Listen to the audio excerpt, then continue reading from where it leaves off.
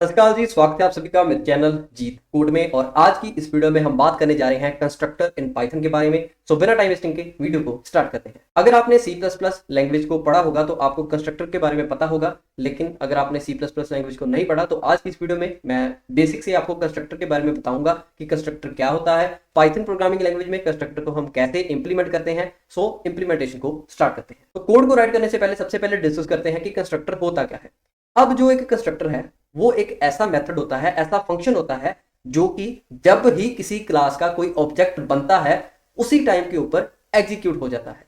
इसको हम इनिशियलाइजर भी बोलते हैं और पाइथन प्रोग्रामिंग लैंग्वेज में हम इनिट मेथड की मदद से कंस्ट्रक्टर को इंप्लीमेंट करते हैं। अब अगर आपको कंस्ट्रक्टर की डेफिनेशन ऐसे थ्योरेटिकली समझ में नहीं आई तो इंप्लीमेंट करते हैं इस कंस्ट्रक्टर को, तो आपको अच्छे से पता चल जाएगा कि कंस्ट्रक्टर को हम यूज क्यों करते हैं। सो एक एग्जांपल कंसीडर करते हैं। एग्जांपल ये है कि आपका एक प्रोग्राम है जिसमें कि आप चाहते हैं कि जैसे ही प्रोग्राम एग्जीक्यूट हो तो सबसे पहले दो स्टेटमेंट्स प्रिंट हों। सबसे पहले वेलकम और दूसरी कुछ भी स्टेटमेंट हो सकती है। अब यहां पर हमारे पास दो अप्रोचेस हैं।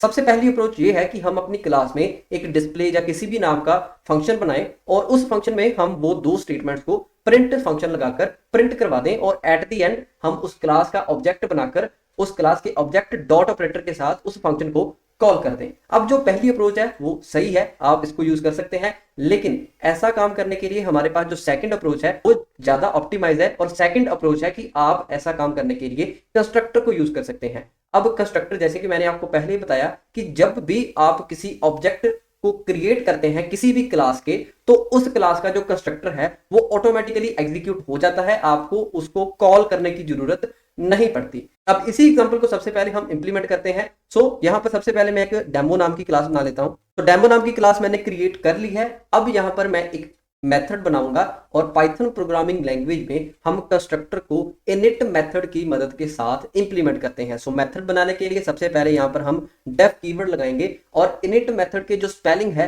वो आपने ध्यान से राइट करने हैं, क्योंकि अगर स्पेलिंग में मिस्टेक होगी तो आपका जो कंस्ट्रक्टर है वो कॉल नहीं होगा। सो इनिट के जो स्पेलिंग है वो कुछ इस तरह है, underscore underscore INIT underscore underscore. अब इसी सिंटेक्स के साथ आपने कंस्ट्रक्टर को यूज करना है। अगर आप सिंपली अंडरस्कोर के बिना इनिट राइट करेंगे तो वो आपका एक सिंपल फंक्शन बन जाएगा जिसको कि आपको कॉल करने की जरूरत होगी। अगर आप underscore underscore init underscore underscore को यूज करेंगे तो आपका जो क्लास में एक कंस्ट्रक्टर बनेगा। अब किसी भी फंक्शन को बनाने के लिए हमें पैरामीटर्स की जरूरत पड़ती है। सो हम यहाँ पर एक क्लास का कंस्ट्रक्टर बना रहे हैं, मींस की क्लास में एक मेथड बना रहे हैं। तो प्रीवियस वीडियो अगर आपने देखी होगी तो आपको पता होगा कि यहाँ पर हमें सेल्फ पैरामीटर देना बहुत ही जरूरी है। सो इसके बाद हम कॉलन को लगाएंगे और यहाँ पर हम कोई भी पैरामीटर पास नहीं करेंगे, क्योंकि हमने सिंपली आउटपुट में दो मैसेजेस ही प्रिंट करवाने हैं और उनके लिए हमें कोई भी पैरामीटर की जरूरत नहीं है। सो सिंपली हम यहाँ पर राइट करेंगे इस फंक्शन के बॉडी में वेलकम और सेकेंड लाइन हम यहाँ पर प्रिंट करवाएंगे, जीत कोड में आपका स्वागत है। तो यहाँ पर मैंने इस इनिट कंस्ट्रक्टर को, मींस की इनिट मेथड को बॉडी प्रोवाइड कर दी है। मींस की ये इनिट जो कंस्ट्रक्टर है ये क्या काम करेगा, सबसे पहले वेलकम लाइन को प्रिंट करवाएगा और उसके बाद हमारी सेकंड लाइन को प्रिंट करवा देगा। तो अब हमने यहाँ पर कंस्ट्रक्टर को क्रिएट कर लिया है। अब हम इस डेमो क्लास का ऑब्जेक्ट बनाते हैं। So obj is equal to demo. तो ये हमने डेमो क्लास का ऑब्जेक्ट बना दिया है, मींस की डेमो टाइप का हमने वेरिएबल बना दिया है obj। सो कंस्ट्रक्टर की डेफिनेशन जैसे कि हमने डिस्कस की थी कि जैसे ही आप किसी क्लास का ऑब्जेक्ट बनाते हैं तो उस क्लास का कंस्ट्रक्टर ऑटोमेटिकली ही कॉल हो जाता है, आपको उसको एडिशनली कॉल करने की जरूरत नहीं पड़ती। सो अब हम इस प्रोग्राम को एग्जीक्यूट करते हैं। सो यहां पर मैंने किसी भी मेथड को डॉट ऑपरेटर लगाकर कॉल नहीं की, यहां पर मैंने सिंपली इस क्लास का एक ऑब्जेक्ट ही बनाया है। सो अब हम इसको एग्जीक्यूट करते हैं और देखते हैं कि क्या हमारी आउटपुट में ये वेलकम और सेकंड लाइन प्रिंट होती है या नहीं। तो एग्जीक्यूट करते हैं तो आप आउटपुट में देख सकते हैं कि हमारी जो दो लाइनें थी वो प्रिंट हो चुकी है। सबसे पहली स्टेटमेंट है वेलकम, दूसरी है जीत कोड में आपका स्वागत है। मींस की जैसे ही मैंने इस डेमो क्लास का ऑब्जेक्ट बनाया तो ये जो इनिट मेथड है ये ऑटोमेटिकली ही कॉल हो गया और इसने अपना काम कंप्लीट कर दिया।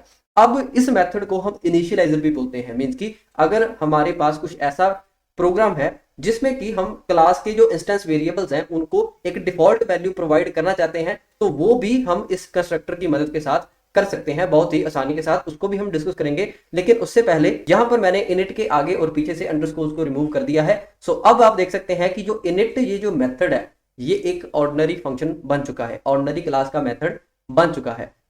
तो यहाँ पर आपने अगर कंस्ट्रक्टर बनाना है तो आपको इनिट के आगे 2 अंडरस्कोर और उसके पीछे 2 अंडरस्कोर जरूर लगाने होंगे, तो ही हमारा जो कंपाइलर है वो समझ पाएगा कि ये पाइथन का कंस्ट्रक्टर है, ना कि कोई ऑर्डिनरी मेथड। अब हमने यहाँ पर एक सिंपल सा कंस्ट्रक्टर बनाया जो कि ओनली 2 वैल्यूज को प्रिंट करवाता है। लेकिन अब हम एक ऐसा कंस्ट्रक्टर बनाते हैं जो कि इंस्टेंस वेरिएबल्स को इनिशियलाइज करवाता है। सो ऐसा कंस्ट्रक्टर बनाने के लिए मैं यहाँ पर इन दोनों लाइनों को कमेंट कर दूंगा और यहाँ पर मैं एक वेरिएबल बना दूंगा पाई इज इक्वल टू 0।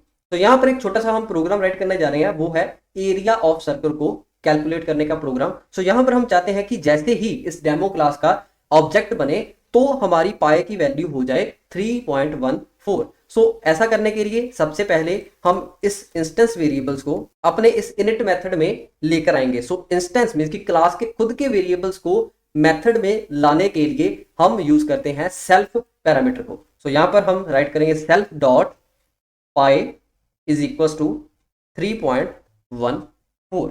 सो यहां पर हमने राइट कर दिया है कि जैसे ही इस डेमो क्लास का ऑब्जेक्ट बनेगा तो इस पाई वेरिएबल में वैल्यू आ जाएगी 3.4।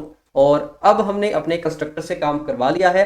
अब हम यहां पर राइट करते हैं एरिया ऑफ सर्कल को फाइंड करने का मेथड। सो ये मेथड भी सबसे पहले सेल्फ पैरामीटर तो जरूर लेगा और उसके बाद हम इसके पैरामीटर्स में पास करवाएंगे रेडियस को। सो पाई की वैल्यू हमने पहले से ही कंस्ट्रक्टर की मदद के साथ इनिशियलाइज करवा दी है, तो सिंपली हम यहां पर करवा देंगे प्रिंट दी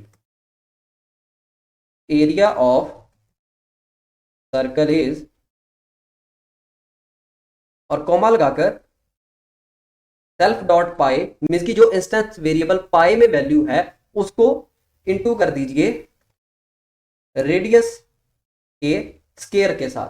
अब ये जो एक्सपोनेंशियल ऑपरेटर है इसको भी हमने डिस्कस किया था ऑपरेटर वाली वीडियो में, मैं होप करता हूं कि आपको इसके बारे में पता होगा। सो हमने यहां पर राइट कर दिया है कि जो पाई मींस की इस इंस्टेंस वेरिएबल्स में जो पाई की वैल्यू हमने कंस्ट्रक्टर के साथ इनिशियलाइज की है उसको इनटू करवा दीजिए रेडियस जो हमने यहां पर पास किया है उसके स्केयर के साथ। सो ऐसे हमारा ये जो कैलकू फंक्शन है ये हमें प्रिंट करवा देगा द एरिया ऑफ सर्कल को। सो हमने यहां पर कंस्ट्रक्टर के साथ सबसे पहले इनिशियलाइज की पाई की वैल्यू और उसके बाद ये जो हमने ऑर्डिनरी फंक्शन बनाया है इसको हमें कॉल करना पड़ेगा और ये जो कैलकू फंक्शन है ये बेसिकली रेडियस की वैल्यू लेता है। सो सिंपली यहां पर हम अब obj डॉट कैलकू फंक्शन को कॉल करेंगे और रेडियस हम यहां पर पास करवा देंगे 5।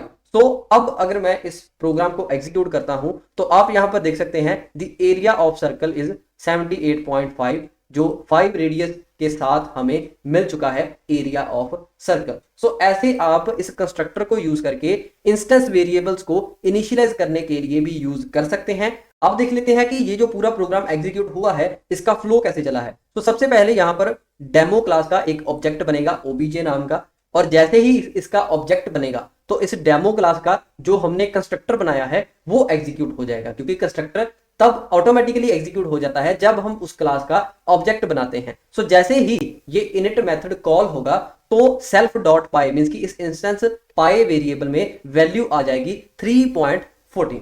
सो इसके बाद जैसे ही 3.14 वैल्यू इनिशियलाइज हो जाएगी पाई वेरिएबल में, इसके बाद हमने obj डॉट कैलकू जो कि एक ऑर्डिनरी मेथड है इसको हमने कॉल करवाया है और इसके पैरामीटर्स में हमने रेडियस की वैल्यू को पास कर दिया है और जैसे ही हमने वैल्यू को पास किया तो हमारी आउटपुट में ये वैल्यू प्रिंट हो जाएगी, वो होगी the area of circle is self dot pi means की जो इस इंस्टेंस वेरिएबल में वैल्यू है जो कि हमने कंस्ट्रक्टर की मदद से 3.14 कर दी है उसके साथ रेडियस का जो स्केयर है वो इनटू होकर हमारी आउटपुट में आंसर जो है वो प्रिंट हो जाएगा। तो मैं होप करता हूं कि आपको आज की इस वीडियो से कुछ नया सीखने को मिला होगा और ये भी पता चला होगा कि कंस्ट्रक्टर क्या होता है, कंस्ट्रक्टर को कैसे हम यूज कर सकते हैं पाइथन प्रोग्रामिंग लैंग्वेज में क्लास के अंदर और कैसे हम कंस्ट्रक्टर को वेरिएबल्स को इनिशियलाइज करने के लिए यूज कर सकते हैं। सो इन सभी फैक्टर्स के बारे में आपको अच्छे से पता चला होगा। अगर आपको ये वीडियो अच्छी लगी हो और कुछ नया सीखने को मिला हो तो इस वीडियो को लाइक जरूर कर देना। अगर कोई क्वेश्चन या सजेशन हो तो नीचे कमेंट बॉक्स में जरूर बताना और अगर ये वाला टॉपिक आपको अच्छे से समझ में आया हो तो कमेंट जरूर करना, इससे मेरे को मोटिवेशन मिलती है नेक्स्ट और नई वीडियोस को बनाने की। सो इस वीडियो को अपने फ्रेंड्स के साथ शेयर जरूर कर देना। और अगर आप पाइथन प्रोग्रामिंग लैंग्वेज को सीखना चाहते हैं स्टार्टिंग से, तो आप मेरे चैनल के प्लेलिस्ट सेक्शन में पाइथन प्लेलिस्ट को एक्सेस कर सकते हैं। सो इस तरह की और वीडियोस देखने के लिए आप मेरे चैनल जीत कोड को सब्सक्राइब जरूर कर देना। और हम मिलते हैं नेक्स्ट वीडियो में, तब तक के लिए सत श्री अकाल।